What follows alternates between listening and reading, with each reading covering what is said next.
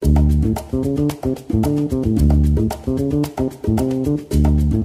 kita kedatangan. Ada pertanyaan masuk lagi dari The Tickers. Dari pertanyaannya via WhatsApp, aku izin bacakan. Dari Ratna. Salam sehat Detikom dan dokter. Salam sehat Mbak Ratna. Dari vaksin yang ada, mana vaksin yang sudah diperbolehkan untuk ibu hamil dan lebih direkomendasikan? Terima kasih. Wow, ini juga relatable banget nih, karena baru-baru ini kita juga dapat kabar soal Kementerian Kesehatan sudah membolehkan ibu hamil divaksin COVID. Betul sekali. Nah, mangga gimana nih Dokter Koko? Ya, kalau ibu hamil itu kenapa tetap ya kita rekomendasikan untuk mendapatkan vaksinasi? Ini dulu nih idenya, dasar idenya kenapa? Karena sekitar setahun ini kami sering menemui, saya sering dikonsulkan kalau di rumah sakit, kondisi ibu-ibu pra bersalin yang akan melalui masa persalinan dengan COVID. Yang terjadi adalah mereka punya entah itu infeksi di radang di parunya, sehingga napasnya yang tanpa COVID aja itu udah berat ya karena lagi hamil. Nah sekarang bertambah. Kemudian kita temukan keluhan-keluhan sebagian ibu hamil dengan COVID itu kan mengalami peradangan tuh, ngilu semua badannya, emang udah berat pula sebelum COVID, ditambah lagi COVID semakin jadi-jadi itu. Dan juga riwayat pengentalan darah. Itu juga kami pantau dengan ketat karena terjadi peningkatan di dimer pada sebagian ibu hamil pra bersalin dan pasca persalinan yang cukup signifikan. Jadi memang kami dari awal menunggu-nunggu nih hasil uji klinis pada ibu hamil. Apakah boleh nih divaksin pada trimester keberapa? Ya kan? Jadi kalau kita lihat ini kan masih tetap berjalan pemantauannya.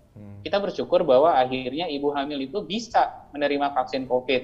Nah, vaksin COVID-nya kapan?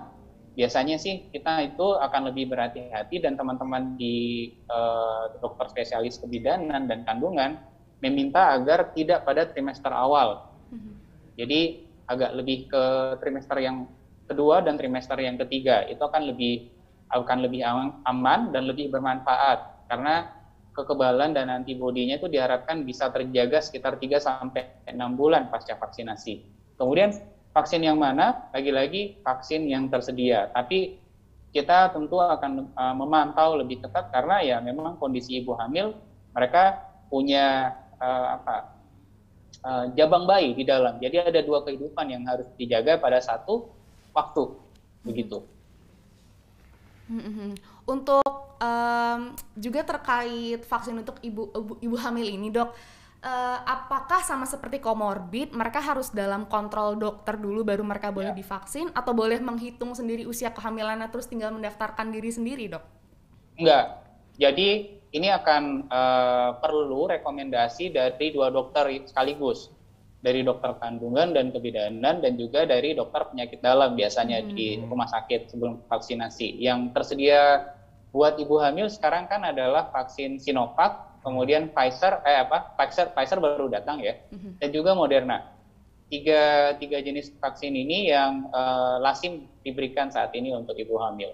Dok, brand vaksin atau merek vaksin COVID-19 manakah yang bisa diberikan? Kali ini kita singgung soal anak-anak begitu. Apa yang harus diperhatikan mungkin, Dok? Kita ke anak-anak dulu. Kira-kira jenis vaksin apa nih? Oke. Kalau ditanyakan jenis vaksin apa, saya sih belum baca. Kemudian rekomendasi yang terbaru terkait, karena kan ada yang baru datang, Moderna dan Pfizer ya. Tapi kalau untuk Sinovac sendiri, itu usia 12-18 sudah bisa. Yang Sinovac sudah bisa.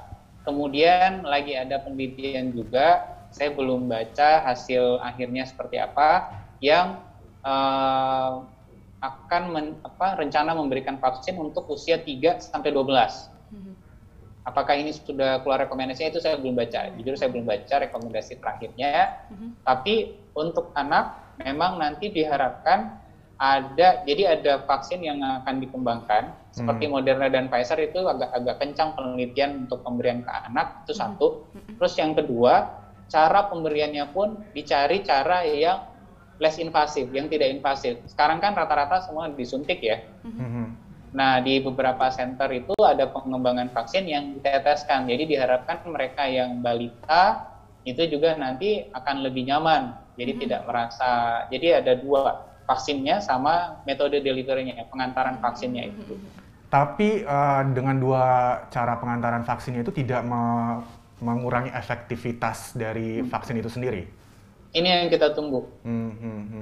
Karena syaratnya kan bukan cuma membuat lebih nyaman, tapi efikasinya itu tetap terjaga. Kita sih berharapnya cepet-cepet lah ya. Bener. Sebisa mungkin kita semakin terlindungi. Herd immunity-nya bisa jauh lebih cepat terbentuk. Dan satu lagi yang penting adalah, kalau kita lihat populasi yang memang banyak yang spesial ini, kalau kita tahu balik lagi ke prinsip awal vaksinasi dan untuk mengejar herd immunity itu, maka sebenarnya nanti tidak juga 100% orang akan menerima vaksin. Kalau berdasarkan hitungan pemerintah, kita dari 270 juta warga, maka yang dikejar adalah angka minimum itu sekitar 70%. Jadi sekitar 185 sampai 190 juta orang.